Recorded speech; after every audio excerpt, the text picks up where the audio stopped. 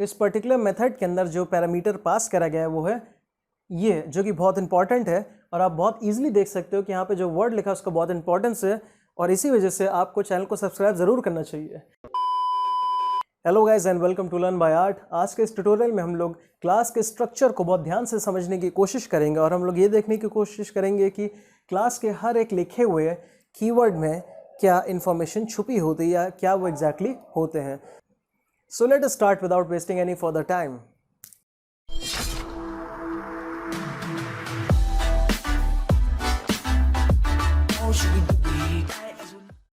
तो स्टार्ट करते हैं पहले वर्ड से, जो है यहाँ पे पब्लिक। पब्लिक का मतलब होता है एक्सेस लेवल, राइट। ये क्लास कितने लोग एक्सेस करते हैं। अगर यहाँ पे पब्लिक वर्ड है इसका मतलब हर कोई इसको एक्सेस कर सकता है। इसके अलावा कौन कौन से वर्ड होते हैं? होता है डिफ़ॉल्ट और प्राइवेट और प्रोटेक्टेड। क्लास के केस में प्राइवेट और प्रोटेक्टेड नहीं होता, तो क्लास के केस में या तो आप डिफ़ॉल्ट यूज़ करोगे या तो आप पब्लिक यूज़ करोगे, और यहाँ पर हम लोग ने पब्लिक लिखा हुआ है। नेक्स्ट वर्ड यहाँ पे है क्लास। ये रिजर्व्ड कीवर्ड है और जावा इसको तुरंत रिकॉग्नाइज कर लेगा और पहचान जाएगा इस कीवर्ड की वजह से कि आप किसी नई क्लास को फॉर्म करने जा रहे हो या क्लास के स्ट्रक्चर को डिफाइन करने जा रहे हो। क्लास कीवर्ड के जस्ट बाद हम लोग लिखते हैं क्लास का नाम, जो कि स्टार्ट होता है कैपिटल लेटर से। अगर आपको मल्टीपल वर्ड में क्लास का नाम लिखना है तो आपको करना पड़ता है कैमल केसिंग। इसका मतलब सारे वर्ड्स को आप कंबाइन करो और सबका जो पहला अल्फ़ाबेट है वो कैपिटल हो जाएगा। तो याद रखिए कि क्लास का नाम हमेशा कैपिटल केस से स्टार्ट होता है और हमारे केस में it is learn By art, जिसमें एल क्या है? कैपिटल है। बी और ए का कैपिटल होना यहाँ पे ऑप्शनल है, आप चाहो तो उसको कैपिटल रखो, आप चाहो तो ना रखो, लेकिन जो पहला लेटर है वो हमेशा कैपिटल होना ज़रूरी है, ये रूल है। अब कर्ली ब्रेस ओपन करने का मतलब है कि आप क्लास के डेफिनेशन या क्लास की बॉडी को आप लिखने जा रहे हो, स्टार्ट करने जा रहे हो। नेक्स्ट फिर यहाँ पे पब्लिक लिखा हुआ है। इस बार ये जो पब्लिक वर्ड लिखा है ये फंक्शन के रिस्पेक्ट में लिखा है, ना कि क्लास के रिस्पेक्ट में। इसका मतलब जब आप फंक्शन लिखते हो तब भी आपके पास अपॉर्चुनिटी होती है उसके एक्सेस के लेवल को डिफाइन करने की। या तो आप उसको पब्लिक रख सकते हो ताकि उसको कोई भी रीड कर ले, रन कर दे, या तो आप उसको प्रोटेक्टेड या प्राइवेट भी रख सकते हो। मेथड के केस में आप पब्लिक कर सकते हो, प्रोटेक्टेड कर सकते हो, डिफ़ॉल्ट कर सकते हो, प्राइवेट रख सकते हो, चारों में से कोई भी आप यूज़ कर सकते हो। Next is the static word. Static word का मतलब यहाँ पे होता है कि इस मेथड की जो भी डेफिनेशन है वो क्लास को बिलोंग करती है, ऑब्जेक्ट को बिलोंग नहीं करती। इसका मतलब जब भी आप ऑब्जेक्ट बनाएंगे तो इस मेथड का ऑब्जेक्ट से कोई भी रिलेशनशिप नहीं होगा, ये बिना ऑब्जेक्ट बने भी रन हो जाएगा। Next is the word. इसका मतलब जो हमारा रिटर्न टाइप है वो कुछ भी नहीं है, इट इज़ नथिंग। फिर उसके बाद आता है मेथड का नाम। हमारे इस केस में मेथड का नाम है मेन। मेथड आप कैसे पहचानोगे? मेथड पहचानना बहुत आसान है। उसका पहला लेटर होता है हमेशा स्मॉल केस और मेथड के तुरंत बाद लगा रहता है पैरेंथेसिस। तो पैरेंथेसिस आप देखोगे कि मेथड का नाम और पैरेंथेसिस चिपका रहता है, एक साथ होता है। और पैरेंथेसिस के अंदर अगर कुछ पास हो रहा है तो उसे हम लोग कहते हैं पैरामीटराइज्ड मेथड, और अगर पैरेंथेसिस ब्लैंक है उसे हम कहते हैं नॉन पैरामीटराइज्ड या अनपैरामीटराइज्ड मेथड। तो इस पर्टिकुलर फंक्शन में हमने पास करा है स्ट्रिंग टाइप का एरे। एरे कैसे समझ में आएगा? आप स्क्वायर ब्रैकेट देखो, ये एरे की पहचान होती है। और उसके बाद पैरामीटर का नाम हमने रखा है ARGS। याद रहे आप ARGS की जगह A भी लिख सकते हो, B भी लिख सकते हो, कुछ भी लिख सकते हो। Until unless it is following the rule of variable, you are good to go। तो आर्गुमेंट टाइप जो है हमारा स्ट्रिंग एरे टाइप का है। उसके बाद नेक्स्ट हमने फिर से कर्ली ब्रेस ओपन करा। इस बार जो कर्ली ब्रेस ओपन करा है उससे हमें पता चलता है कि हम मेथड के डेफिनेशन को लिखने जा रहे हैं, जो कि क्लास के डेफिनेशन के अंदर ही है। ओके, तो नेक्स्ट लाइन में यहाँ पे लिखा है system dot out dot print. ध्यान देने वाली बात ये यहाँ पे कि जो एस है सिस्टम का वो कैपिटल है। तो जैसा कि मैंने आपसे कहा कि अगर कोई भी कीवर्ड कैपिटल में स्टार्ट होता है तो जो पहला गेस हम करते हैं वो क्या होता है? क्लास। इसका मतलब सिस्टम जो है वो किसी क्लास का नाम है, जो कि यहाँ पे लिखा हुआ नेम ऑफ अ क्लास। अब ये कहाँ पे है ये अभी हम लोग डिस्कस नहीं करेंगे, ये बात की चीज़ है। Okay, next is dot out, उसके बाद है डॉट प्रिंट। फिर से वही बात, अगर आपको इसमें फंक्शन, इस स्टेटमेंट में, इस पूरी लाइन को हम स्टेटमेंट कहते हैं, और इस अगर स्टेटमेंट में आपको फंक्शन के बारे में पता करना है तो बहुत आसान है।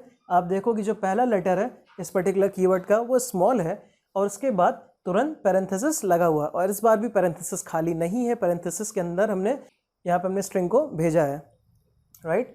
तो प्रिंट को स्टार्ट करने के लिए हमें प्रिंट की लोकेशन देनी पड़ेगी कि हमारा प्रिंट स्टेटमेंट कहाँ पे है, राइट। और जो लोकेशन है वो है सिस्टम डॉट आउट, जो कि यहाँ पे लिखा हुआ लोकेशन ऑफ मेथड। इस पर्टिकुलर मेथड के अंदर जो पैरामीटर पास करा गया है वो है ये, जो कि बहुत इंपॉर्टेंट है और आप बहुत इजीली देख सकते हो कि यहाँ पे जो वर्ड लिखा है उसका बहुत इंपॉर्टेंस है और इसी वजह से आपको चैनल को सब्सक्राइब जरूर करना चाहिए। Okay, next is the semicolon.